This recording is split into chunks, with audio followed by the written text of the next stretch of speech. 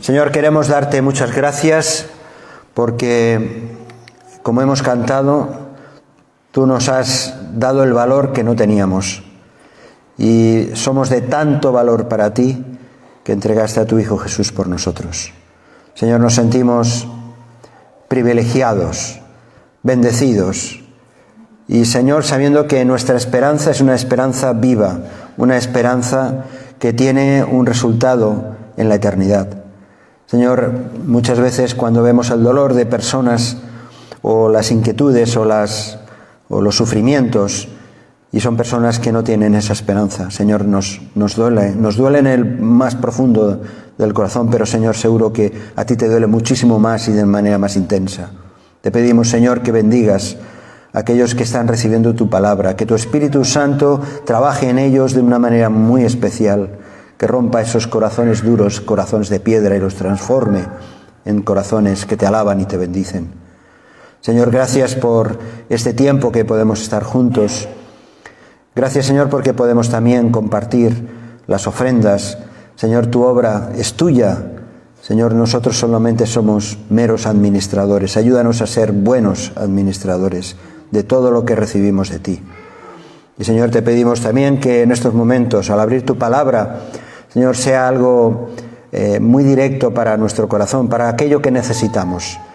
Son textos, son reflexiones, pero, Señor, es tu palabra, el Espíritu Santo que inspiró a hombres para hacernoslas llegar ahora hasta nosotros, y ahora al abrirla pedimos, Señor, que también sea inspiradora para nuestras vidas. Te lo pedimos, Señor, y agradecemos en el nombre de Cristo Jesús. Amén, Señor. Amén. Os invito a tener una lectura en el Evangelio de Mateo. Cada vez, a mí, cada domingo me sorprende cómo el Señor guía las cosas. Y Cande, que ha estado compartiendo con nosotros estos textos y esta línea de pensamiento, ¿no?, del amor que se entrega, que es a través de Jesús. Y cómo ahora al meditar, vamos a meditar un texto precisamente de una escena de la vida del Señor Jesús. Está en Mateo capítulo 4, versículos del 1 al 11. Mateo 4, versículos del 1 al 11. Un texto bien conocido. Leo así. ¿Lo tenéis? Aquellos que estáis aquí en la asamblea. Dice: entonces Jesús fue llevado por el Espíritu al desierto para ser tentado por el diablo. Y después de haber ayunado 40 días y 40 noches, tuvo hambre. Y vino a él el tentador y le dijo: si eres hijo de Dios, di que estas piedras se conviertan en pan. Él respondió y dijo: escrito está, no solo de pan vivirá el hombre, sino de toda palabra que sale de la boca de Dios. Entonces el diablo le llevó a la santa ciudad y le puso sobre el pináculo del templo. Y le dijo: si eres hijo de Dios, échate abajo, porque escrito está, a sus ángeles mandará acerca de ti. En sus manos te sostendrán, para que no tropieces con tu pie en piedra. Jesús le dijo: escrito está también, no tentarás al Señor tu Dios. Otra vez le llevó el diablo a un monte muy alto y le mostró todos los reinos del mundo y la gloria de ellos. Y le dijo: todo esto te daré si postrado me adorares. Entonces Jesús le dijo: vete, Satanás, porque escrito está, al Señor tu Dios adorarás y a Él solo servirás. El diablo entonces le dejó, y aquí vinieron ángeles y le servían. Hasta aquí la lectura y la meditación para esta mañana. Desde luego no hay una imagen tan clara y tan certera como la de un desierto, para expresar cómo muchas veces nos sentimos nosotros mismos en determinados momentos de nuestra vida, como si estuviéramos en un desierto. La sensación del desierto, la sensación esa de soledad, de temores, en definitiva de abandono, es algo que todo ser humano experimenta o experimentamos más tarde o más temprano. Lo experimentamos en la juventud, lo experimentamos en la madurez, en la ancianidad, ya sea por un tiempo breve o por años. Experimentamos esa sensación de desierto. Yo no sé si alguno de los que estáis aquí lo habéis tenido. Sin embargo, lo que aparentemente puede parecer frustrante o desolador o sin esperanza, Dios lo usa, curiosamente, para acercarnos a Él de una manera más viva, de una manera real, incluso de una manera definitiva. Las tentaciones de Jesús, que es lo que vamos a considerar, esas tentaciones a Jesús en el desierto, las hemos de contemplar de una manera contundente para nuestra fe. Por dos razones.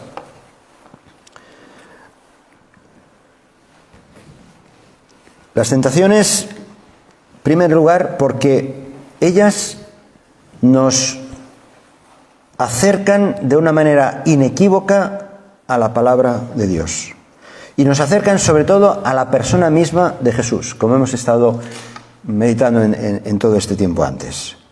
Nos acerca precisamente a Jesús, a ese rey, frente a ese príncipe de este mundo que continuamente intenta desbaratar los planes de Dios.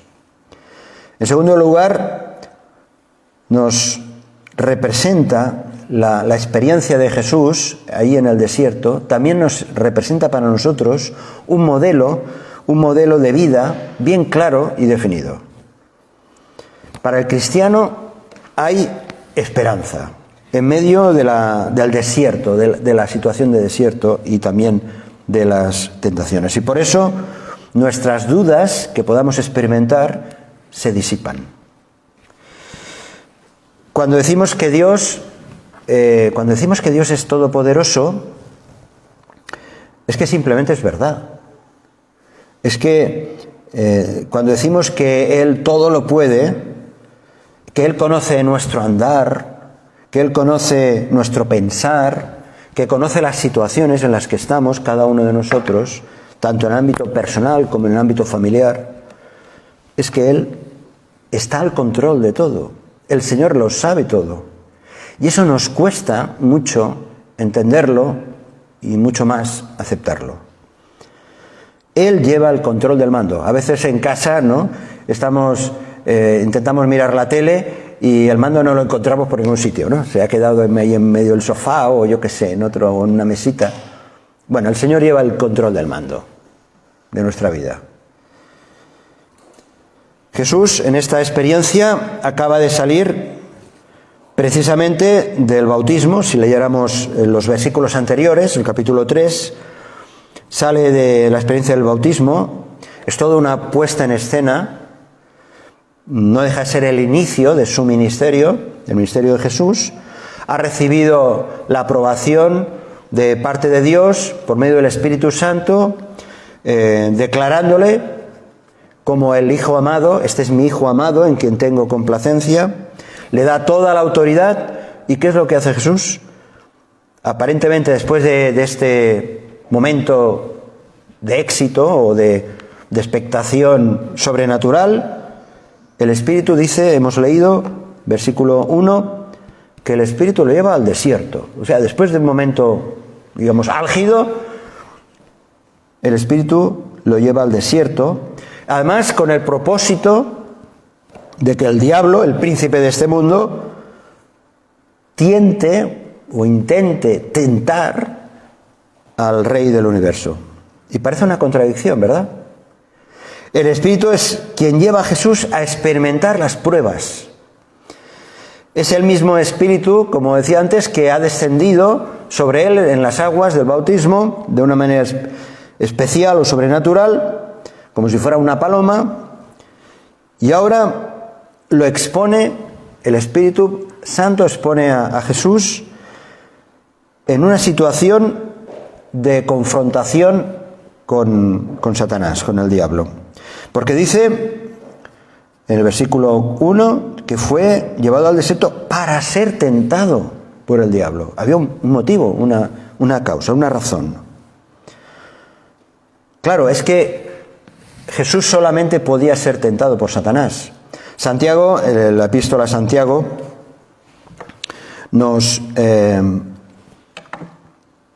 capítulo 1, versículo 4, nos dice que cada uno de nosotros es tentado cuando de sus propios males o sus malos deseos o concupiscencias, como dice otra versión, lo arrastran y lo seducen. Pero es que a Jesucristo no le puede tentar sus propias concupiscencias, porque él sin pecado, era sin pecado. Solamente podía ser tentado de manera externa por medio de Satanás. Dice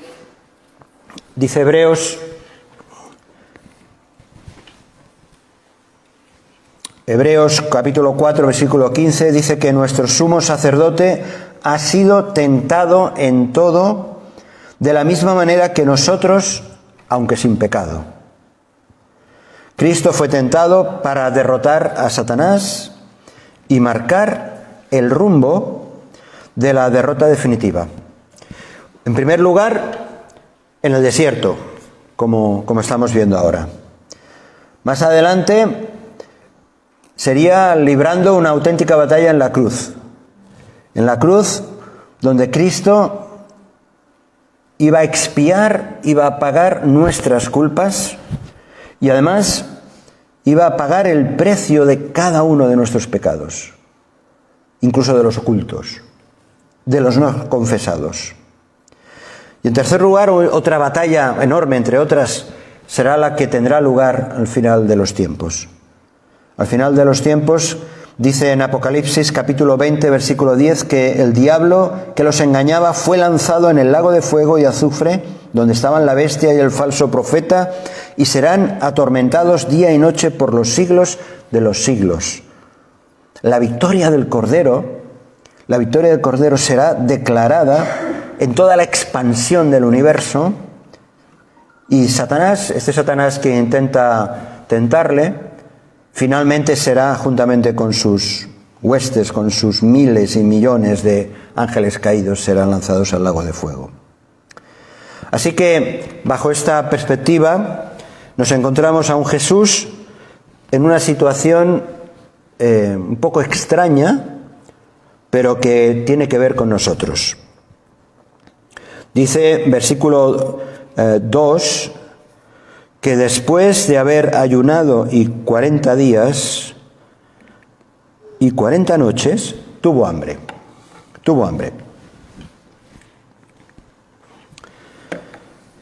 Jesús tuvo una preparación para aquella prueba. Hay algo interesante sobre esto. Fue un retiro donde esos 40 días y 40 noches, donde el ayuno y la oración fue su constante durante esos días. Y eso nos trae a nosotros un pensamiento, es que sea para emprender una nueva etapa en nuestra vida, sea para decisiones importantes que hemos de tomar, o para centrarnos simplemente en nuestra relación con Dios, es bueno que le busquemos en oración, prescindiendo muchas veces de las cosas superfluas, pasando hambre, pero hambre me refiero no solamente de comer, sino hambre de lo cotidiano. Hacer una parte, apartar lo que nos está embargando. Después del ayuno, Jesús, dice Mateo, que tuvo hambre. Después de esa experiencia de ayuno y oración, tuvo hambre. Y hay aquí un dato muy importante que el cristiano experimenta, que experimentamos a menudo. Mientras estamos viviendo en un ambiente de espiritualidad, muchas veces bueno, por ejemplo, ahora mismo, ¿no? Podemos pasar un buen rato con las canciones, con las oraciones, con la convivencia fraternal, mientras estamos pasando, o en un retiro que otras veces se organizan y hacen cuando se podía, ahora no podemos, pasamos un buen ambiente, en un buen ambiente, pero luego volvemos a la realidad. ¿Y la realidad cuál es? Confrontar los retos y los problemas de cada día, ¿verdad? Jesús ha estado pasando esos 40 días de ayuno y oración y ahora vienen las pruebas. Y eso es algo que nosotros como cristianos también muchas veces lo experimentamos. Cuando salgamos de aquí, cuando salgamos a la calle, nos vamos a encontrar con nuestras historias personales. Y es en medio de esas historias cuando tenemos que confrontar precisamente las pruebas. Y en esas pruebas muchas veces hay tentaciones. Vamos a verlas. Vamos a ver estas tentaciones. La primera tentación. Satanás primero le tentó a desconfiar del cuidado y de la bondad de su Padre Celestial. Leemos, recordamos otra vez, la primera tentación. Versículo 3 y 4. Si eres hijo de Dios, di que estas piedras se conviertan en pan. He aquí la primera tentación. Si de verdad eres hijo de Dios, oye, que estas piedras se conviertan en pan. Satanás le tienta a desconfiar del cuidado y de la bondad del Padre Celestial. Se acercó a Jesús, Satanás, para tentarle. No sabemos en qué forma, no sabemos si como ángel de luz, como dice otras veces en la Escritura, o como lo que fuera. El caso es que Jesús empieza a tener hambre. Sabía que Jesús, con su poder divino, podía transformar las piedras en pan, en comida, como lo haría más tarde, ¿no? Cuando transformó el agua en vino, o tiempo después, cuando con apenas unos panes y unos peces dio de comer a miles de personas. Sabía que Jesús lo podía hacer tranquilamente. Y eso nos lleva a nosotros a una reflexión. La necesidad, la pobreza que podamos experimentar, la angustia por la carencia de recursos, tener que pagar el recibo de la luz o el alquiler o lo que sea, o las cosas más básicas. Todo eso, esa situación de carencia de recursos, no deja de ser al final también una tentación para el descontento, también para la incredulidad. Y muchas veces intentamos solucionar los problemas de todo índole, haciendo incluso cosas que no son convenientes. Incluso a veces decimos, bueno, si otros lo hacen, ¿por qué nosotros no lo podemos hacer? Claro, en un mundo de injusticias como el que estamos viviendo, en un mundo de injusticias es más fácil imitar las injusticias. Pero no estamos hablando solamente del hambre o de las necesidades materiales, de los recursos que nos hagan falta, que son importantes. Pero también hablamos de la necesidad, muchas veces de carácter existencial, emocional, ese sentirse vacío, sin Dios, sin esperanza, y nos pueden llevar a caminos erróneos, caminos lejos de Dios. Cuando estamos en una situación de hambre de todo tipo, podemos actuar de manera sin tener en cuenta a Dios. Cristo había sido declarado por la misma divinidad, por la revelación del Espíritu Santo en el bautismo, como Hijo de Dios. Una identidad bien clara, ¿ver? Era el Hijo de Dios.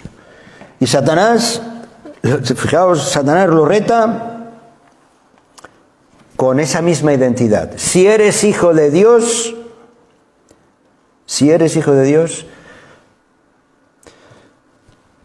una identidad clara para que Jesús pueda de manera libre, bajo la influencia de la sugerencia de Satanás, que convierta o transforme las piedras en comida, en alimento, en pan. Satanás intenta poner en un aprieto a Jesús para que actúe de manera independiente de Dios Padre. Y este es el gran reto que nosotros tenemos. Lo primero que intenta Satanás con los hijos de Dios, con nosotros, es que desconfiemos de la bondad de Dios. Desconfiemos de que Dios está pendiente de nuestra vida. Muchas veces actuamos ante los problemas, ante las vicisitudes, actuamos como nos da la gana. Intentamos solucionar la papeleta como mejor podemos, sin consultarle nada al Señor. ¿Jesús tenía hambre? Claro que sí. ¿Jesús tenía el poder para cambiar las piedras por pan? Pues por supuesto. Pero su libertad o su dependencia del Padre estaba en juego. Esa es la primera gran lección que nosotros podemos tener. Nosotros podemos decirle que no a algo tan claro como el Señor Jesús le dijo. Satanás quería poner en entredicho las palabras que sonaron desde el cielo. Este es mi Hijo amado, en quien tengo complacencia. Y Satanás viene a decirle a Jesús algo así como, hombre, quizá no lo dijo, o quizá si lo dijo no era verdad. Mira cómo estás, ahora tienes hambre, tú tienes poder para hacer lo que quieras, sin necesidad de depender del Padre. Y ese es el mensaje que siempre Satanás tiene para ti y para mí. Que seamos autosuficientes, que no dependamos de Dios en nuestras decisiones. Satanás quiere fastidiarnos y por eso Jesús ahí nos da una gran lección. Jesús no quiso hacerle caso. Él decía que su alimento era hacer la voluntad del Padre, en Juan capítulo 4, versículo 34. Por eso el Señor le responde con las palabras que aparecen en Deuteronomio capítulo 8, versículo 3. Te hizo tener hambre y te sustentó con maná, comida que no conocías tú, ni tus padres le habían conocido, para hacerte saber que no solo de pan vivirá el hombre, mas de todo lo que sale de la boca de Jehová vivirá el hombre.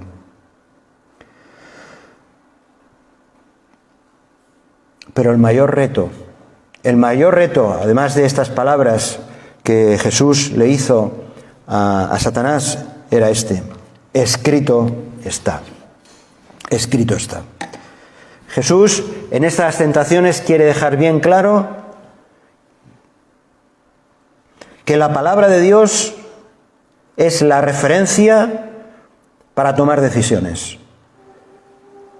Que la palabra de Dios es única, es la espada del Espíritu Santo. Es un arma, como conocemos bien, de doble filo, que penetra hasta partir todas las coyunturas, hasta lo más profundo del ser. Es un arma, la palabra de Dios es un arma que la necesitamos conocer, que la necesitamos aprender, escudriñar, meditar, dedicarle tiempo, reflexionar. Por muchos motivos, ya lo sabéis, pero especialmente también para hacer frente a las tentaciones que vienen del enemigo. Tomad el yelmo de la salvación, decía Pablo, y la espada del Espíritu, que es la palabra de Dios. La segunda tentación la encontramos en los versículos del 5 al 7. Dice que luego le llevó a la santa ciudad y le puso sobre el pináculo del templo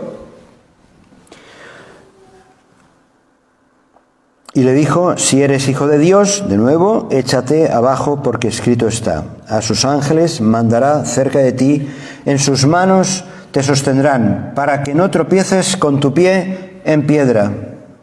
Jesús le dijo: escrito está también: no tentarás al Señor tu Dios. En segundo lugar, lo llevó a lo alto del templo para que tuviera la presunción de que el Padre velaría por su seguridad.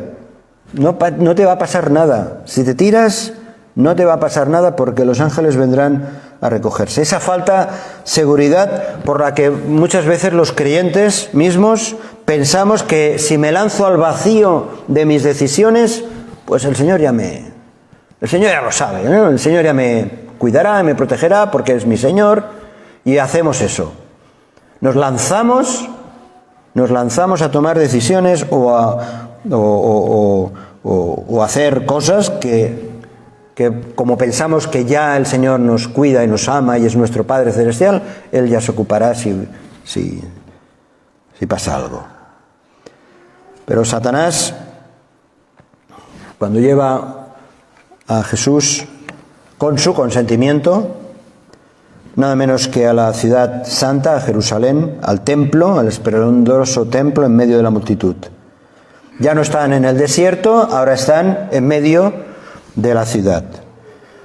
Ahora Jesús podría demostrar, si hiciera eso, de lanzarse en medio de las gentes, de los habitantes de Jerusalén, podría demostrar el esplendor, la grandeza de la intervención sobrenatural de Dios. Además, le cita a Satanás las Escrituras, porque Satanás, ya sabéis, Satanás conoce mejor la Biblia que nosotros. Es un maestro de las medias verdades, que son las peores mentiras. No hay mentira más peligrosa que la que está envuelta en una aparente verdad. Por eso necesitamos conocer, como decía Pablo, necesitamos conocer todo el consejo de Dios y no quedarnos solamente con una parte, solamente con un fragmento, aquel que nos gusta más o aquel que es más cercano o fácil de memorizar. Y a veces hacemos como Satanás, en el sentido de que recordamos un versículo o aquellos versículos preferidos y los demás ya no avanzamos más. Y podemos ser llevados, como dice la Escritura, llevados por vientos de doctrinas. ¿Por qué? Pues por no conocer la palabra de Dios. Jesús le respondió con otro texto de Deuteronomio capítulo 6, versículo 16. No pongas a prueba al Señor tu Dios.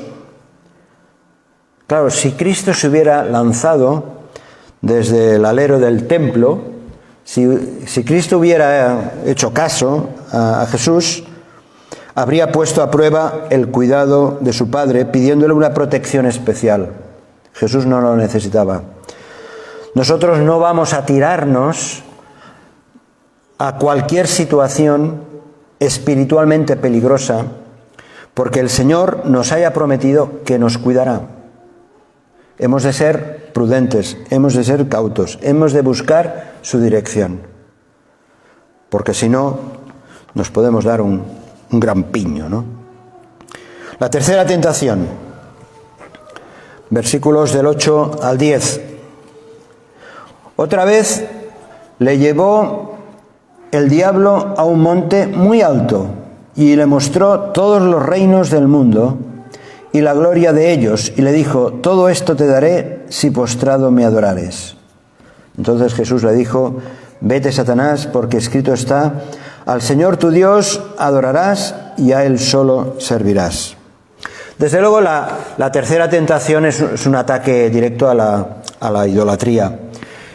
Justamente estas semanas pasadas, en los martes, estábamos considerando los 10 mandamientos, y en los 4 primeros, especialmente los 3 primeros mandamientos, hay una referencia muy clara al tema de la idolatría.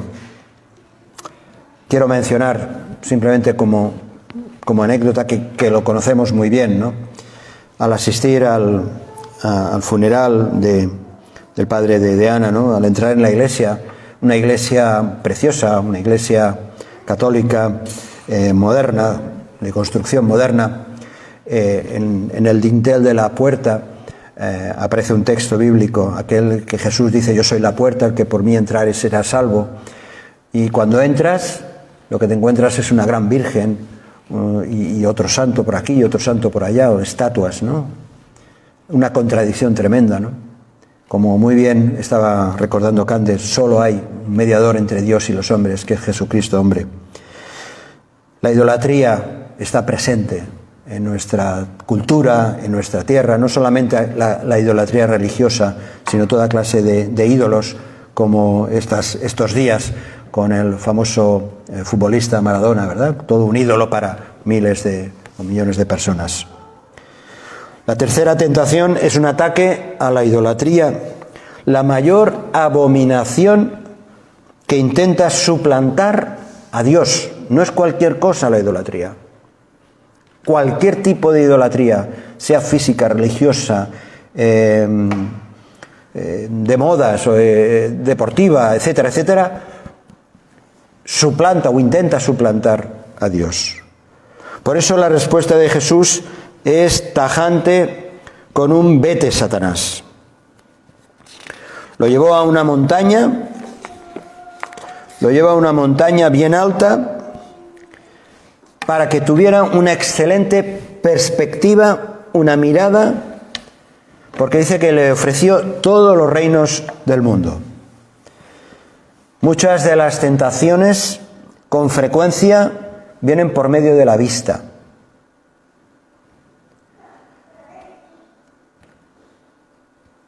Y la vista es muy peligrosa.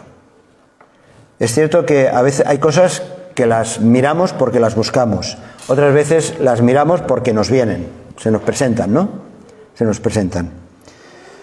Pero muchas de las tentaciones comienzan precisamente por medio de la vista. Y eso nos lleva a la codicia, al deseo, al querer poseer. Precisamente, volviendo otra vez a los 10 mandamientos, el último mandamiento, el 10º mandamiento, nos habla de no codiciarás. No codiciarás, en Éxodo capítulo 20, versículo 17. Tenemos muchos ejemplos en la Escritura acerca de codicia. También hace unas semanas mencionábamos el caso de Acán. Acán, que es la historia que encontramos en Josué, capítulo 7. Después de la victoria de Jericó, vino la gran derrota de Hai, de esa ciudad. Josué había dado instrucciones bien claras de no quedarse en nada de la ciudad de Jericó. Pero Acán, este soldado, vio y codició. Entre los restos de la ciudad vio un manto babilónico, muchas monedas de plata y oro, y desobedeciendo las órdenes de Dios, se lo guardó, lo llevó a su tienda y lo escondió. Y eso trajo luego la desgracia al pueblo de Israel. La codicia de lo material. Pero no solo es la codicia de lo material. Tenemos el otro caso, por ejemplo, tan conocido de David. David, siendo rey, una tarde salió a la terraza mientras sus soldados estaban en la guerra y desde allí vio a una mujer hermosa, muy hermosa, que se estaba bañando. Era Betsabé, la mujer de un general, de su general Urías. La codició y la poseyó y trajo desgracia sobre la casa de David y su pueblo. Cuidado donde ponemos nuestra mirada, no solamente la mirada física, sino nuestra atención. Dice Eclesiastés capítulo 1, versículo 8, que todas las cosas son fatigosas más de lo que el hombre puede expresar. Nunca se sacia el ojo de ver ni el oído de oír. Y es así. Siempre queremos ver más, siempre queremos oír más, siempre queremos saber más. Ojo, valga la redundancia, ¿dónde ponemos nuestro ojo? Volviendo a la tentación de Jesús, después de mostrarle los reinos, Satanás se atrevió nada menos de una manera indecente, de una manera directa, se atrevió a pedirle a Jesús, el Hijo de Dios, adoración. Y es que Satanás siempre desea ser adorado, desea ocupar el lugar de Dios. recibir la honra que solo el Creador se merece. Y lo consigue. La verdad es que lo consigue Satanás. Con millones y millones de personas consigue ser el centro de su atención. Fue tan abominable esta propuesta que hizo Satanás al Señor, que el Señor Jesús le rechazó de plano. Vete, Satanás, vete, Satanás. Porque es que con el mundo de las tinieblas no se puede juguetear, ni se puede curiosear. Es un mundo oscuro, tenebroso. Por esta razón, la palabra que aparece en las Escrituras muchas veces es tinieblas. Las tinieblas no es una oscuridad total. Las tinieblas hay entreluces, hay resquicios de luz, lo cual significa que habiendo un poquito de luz, uno puede ir por sendas equivocadas, por caminos erróneos. Son las tinieblas. Dice Santiago, capítulo 4, versículo 17, someteos a Dios, resistid al diablo, no, y huirá de vosotros. La mayor parte de nuestras caídas se deben a que no nos oponemos frontalmente con un no rotundo a lo atractivo de la tentación, porque las tentaciones son atractivas, sin ninguna duda.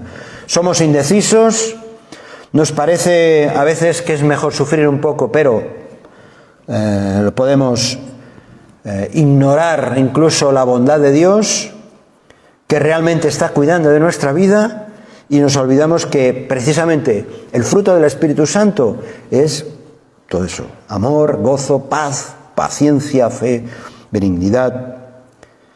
El Salvador de nuestras vidas replicó a Satanás ante esta tentación. ¿Y cómo replicó? Le dijo: al Señor tu Dios adorarás y a Él solo servirás. Hermanos, estos son los dos principios básicos para el cristiano: adorar y servir. Si entendemos esto en nuestra vida, las cosas van a ir mucho mejor en nuestra relación con Dios. Adorar y servir. La adoración y el servicio no pueden estar excluidos de un hijo de Dios. Son la esencia de nuestra razón de ser. Adorar al Señor y servirle. Con esta declaración, estamos reconociendo quién es el que ocupa el primer lugar en nuestra vida y cuál debe ser nuestra respuesta. El que ocupa el primer lugar es el Señor, y como respuesta le sirvo. Lo hemos estado cantando, ¿verdad?